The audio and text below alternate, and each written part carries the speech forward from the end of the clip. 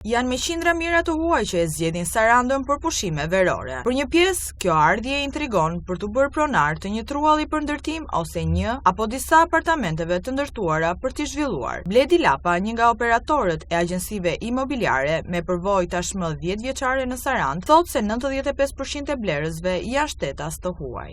Në numrin më të madh të kërkesave që ne kemi këtu investitorë në tërësi janë prej shteteve të huaja dhe jo shqiptarë diasporës. Ne të kalojmë në një numër mund të jemi mbi 95% të huaj, krejtësisht të huaj, dhe 5% jemi në pjesën e shqiptarëve dashë që jetojnë brenda territorit shqiptar, por ata që janë diasporës.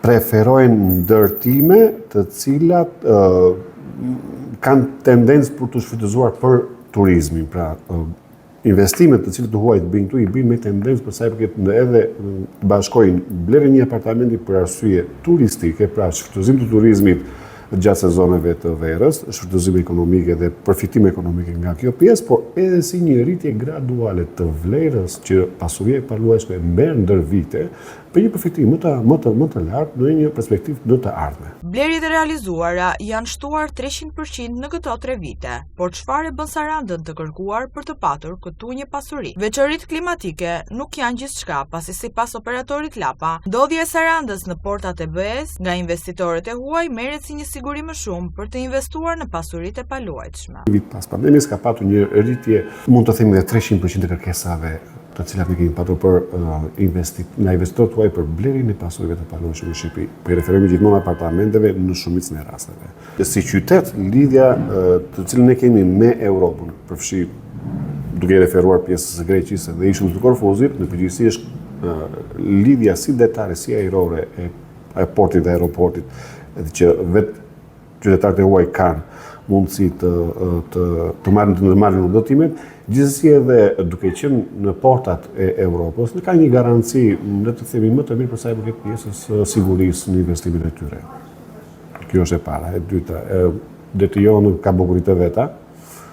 Klima nuk diskutohet që është një ndër faktorët kryesor që ata po investojnë. Çmimet favorizuese që gjejnë këtu, krahasuar me vendet nga vinë e deri me ato të vendeve rrethnesh, janë një arsye pse Saranda vazhdon të josh dhe të nxit blerjet. Një lehtësi më vete, thot Bledi Lapaj, janë procedurat e blerjeve që marrin maksimalisht 4 javë kohë. Ke parë dhe tregun në vendet fqinje. Shqipëria është në tregun e pasurive të paluajtshme me çmimet më kompetitive të ulta në treg. Kjo ka bërë që edhe turisti huaj në kërkimet e tij që po bën në të gjitha këto shtete, po zgjedh edhe Shqipërinë si destinacion të tillpasi, duke patur çmimet më të ulta dhe favorizon në pjesën që në një të ardhme ky çmim do të ndryshojë për më mirë, për më lart. Do të thotë të ketë profitime ekonomike në momentin e një rishitje në të ardhmen. Në të gjithë zonën bregdetare është kërkesa më e madhe, por qyteti më i madh që ne kemi nga Vlora dhe le të themi deri në Komispol Saranda, dhe duke qenë një qytet që ofron shërbimet nga më të ndryshme dhe ka të gjitha shërbimet e mundshme për një qytetar në të gjitha llojet e emergjencave,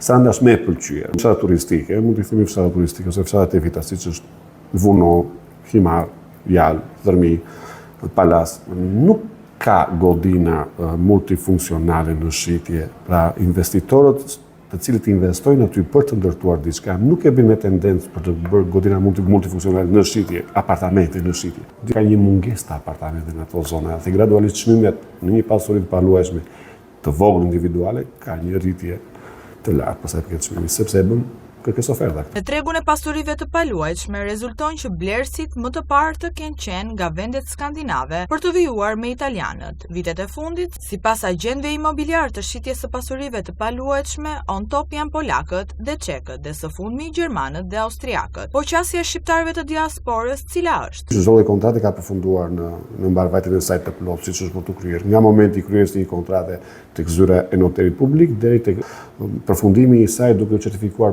palablerse. Varion me fastin nga 7 ditë mund të mbarë me vonte që na ka shkuar sy zyrë ka qenë 3 javë, 4 javë. Ne kam kaluar nga skandinavët në italianët, në vitet e fundit kemi tendencë të vendeve lindore siç janë Polonia dhe Republika Çeke. Kemi një kërkesë, mund të themi, vitin e fundit për sa i përket pjesës së Evropës perëndimore, Gjermani dhe Austri. Shumë pak adhetar bëjnë një reinvestime përsëri mbas në ardhmën e tyre në Shqipëri. Mbase kjo është ajo melankolia e pjesës së kur të kalojnë në pension ta kalojë ta shijojë në vendin ku kanë lindur. Dhe urojmë që kjo të ndodhi me çdo person i cili largohet nga Shqipëria dhe urojmë të kthehet përsëri pas. Krye sezoni turistik në fashën e lartë pritet të sjellë gjallërim edhe më të madh të tregjeve të pasurive të paluajtshme.